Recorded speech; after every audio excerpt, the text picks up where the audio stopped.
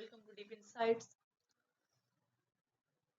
आज आम डिस्कसन करबा जो ओडिया सम्मान रही जोटा कि रहिला प्राचीन ओडिया साहित्यर इतिहास कोर 1 रो सिलेबस एवं कोर 2 रे रही मध्ययुगीय ओडिया साहित्य। प्रीवियस क्लास रे आमे उपेन्द्र भंज जुग विषय सब आलोचना करथिले, तांकर कविता काव्यिक संभार गुड़िक आमे जानिथिले। आज आमे देखिबा कोर 1 रो जो प्राचीन ओडिया साहित्य रो इतिहास रही सेइथुर गोटी लॉन्ग क्वेश्चन टी आमे आज आलोचना करबा।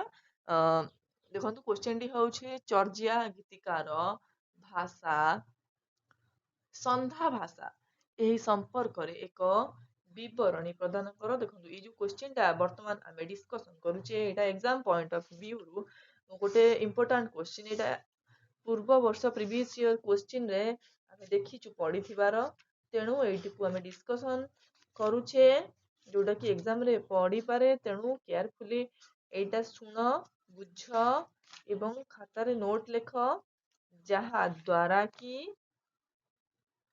तमे कौन करि परिबो ना संधा भाषा संपर्क रे गोटे दीर्घ विवरणी टे देई परिबो, किंबा संधा भाषा काहाकू कहा जाए, ओडिया भाषा सहित यार केउ संपर्क रहिछि आलोचना कर। एई दुईटी प्रश्न को एई प्रश्न उत्तरटी कवर करूछि ହେଲା कि चर्जिया ज्ञान ओ दोहार। एटा चर्जिया साहित्य रो विषय रो ହେଲା कि चर्जिया ज्ञान ओ दोहार बा चर्जिया गीतिका गुडी करे जेउ भाषार व्यवहार करा जायछि। देखंतु चर्जिया गीतिका चर्जिया साहित्य रे जेउ भाषार व्यवहार देखिबा को मिले से गुडी को संधा भाषा बा अभिप्रायिक भाषा बोली तांकू कहा जाय। कोन कहा जाय ना संधा भाषा बा अभिप्रायिक भाषा बोली कहा जाय। एहार ठार कोन रहिछि ना एहार ठार भाषा भाबे याकू ठार भाषा बोली कहा जाय ହେଲା कि आलोचक मन ताले केउ भाषा को ठार भाषा बोली कहा जाय ना संधा भाषा को ठार भाषा बोली मध्य कहा जाय थाए। ठार बा संकेत माध्यम रे अभिलषित भाव को प्रकाश करिवार रीति सिद्ध कविंकर संधा भाषा को ही आरंभ होइतले। संधा भाषा रो ही ठार बा संकेत माध्यम रे कथावार्ता गुड़िक उपस्थापना करिवार शैलीटी आरंभ होइतला। बी परवर्ती कालीन ओडिया भाषा साहित्य रे एहा विशेष भाव रे लक्ष्य करा जाय। एही प्रभाव नाथ साहित्य सारला साहित्य पंचसखा साहित्य रे विशेष रूप रे परिलक्षित हुए। ताले ए जो ठार भाषा बा संधा भाषा केउ केउ साहित्य रे देखा जाय, नाथ साहित्य रे रहिछि, सारला साहित्य रे रहिछि, चर्जिया साहित्य रे थिला, पंचसखा साहित्य रे मध्ये एहा देखिया को मिले। आम देश रे बहु मानकर भाषा को ठार भाषा बोली कहा जाय।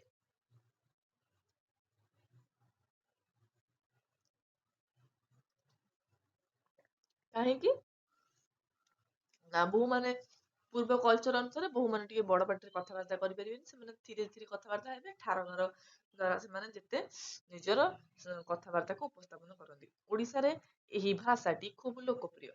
এই ভাষাটি ওড়িশারে বহুত লোকপ্রিয়। চর্যা গীতিকার এই ভাষা সম্পর্কে বহু বিদ্বান মত দিଅନ୍ତି। বহু ବିଦ୍ୱାନଙ୍କର ବିଭିନ୍ନ ବିଭିନ୍ନ ମତ ରହିଛି ସନ୍ଧା ଭାଷା ଉପରେ। ଦେଖନ୍ତୁ ହରପ୍ରସାଦ ଶାସ୍ତ୍ରୀଙ୍କ ମତରେ ସନ୍ଧା ଭାଷାୟ ମାନେ ଆଲୋଧାରୀ ଭାଷା, କତକ ଆଲୋକ କତକ ଅନ୍ଧାରର ଭାଷା। କିଛି ବୁଝା ପଡେ ନାହିଁ, ପୁଣି କିଛି ବୁଝା ପଡେ, ଏଇଭଳି ରହିଛି। ବିନୟ ତୋଷ ଭଟ୍ଟାଚାର୍ଯ୍ୟଙ୍କ ମତରେ, ବିନୟ ତୋଷ ଭଟ୍ଟାଚାର୍ଯ୍ୟଙ୍କ ମତରେ କଣ ହେଲା देखिबा, they wrote in a language which was designated by them as the Sandhya Bhasha, by the twilight language, meaning there be that the contents may be explained either by the light of the day or by the darkness of the night। ता माने कोन देखंतु एटा उज्ज्वलित हेब दिनर आलुअरे अथवा रातिर अंधकार रे ए जो भाषार उज्ज्वलता प्रकाश पाइब बोलिकिना कहिचंती विनय तोष भट्टाचार्य है कि से कहती संधा भाषा न कही संधा भाषा बोली उल्लेख कर। से कहती जो सब पोथी रे संधा भाषा बोली उल्लेख रही ताहा लिपिकारंकर प्रमाण प्रमाद देखा एटा प्रमाण हबो है कि।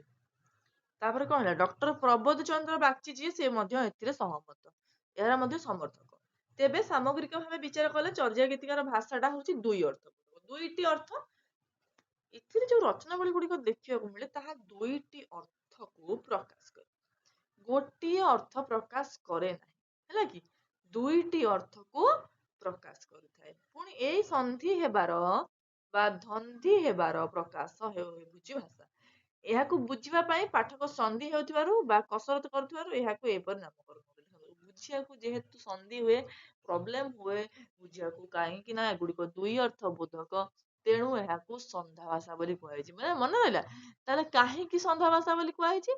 ଯେହେତୁ ପାଠକଟି ପଢିଲା ବେଳେ ସନ୍ଧି ହୁଏ ଧନ୍ଧି ହୁଏ ଏଇ ଭାଷାକୁ ବୁଝିବା ପାଇଁ, ତେଣୁ ତାକୁ ସନ୍ଧା ଭାଷା ବୋଲି କୁହାଯାଇଛି। ଏଇଭଳି ନାମକରଣ ଏଇଥିପାଇଁ କରାଯାଇଛି ସନ୍ଧା ଭାଷାର, ହେଲା କି। ତ ଏଇଠି ଆମେ କ୍ଲାସଟିକୁ ସାରିବା। ନେକ୍ସଟ କ୍ଲାସରେ ଆମେ ସନ୍ଧା ଭାଷାର ଯୋଉ ଲଙ୍ଗ କ୍ୱେଶ୍ଚିନ୍ ଟିକୁ ଆଉ ଟିକେ ବିଶଦ ଭାବରେ ଯେତିକି ରହିଲା ସବୁ ବାକି ସବୁ ଗୁଡାକ ଆଲୋଚନା କରିବା।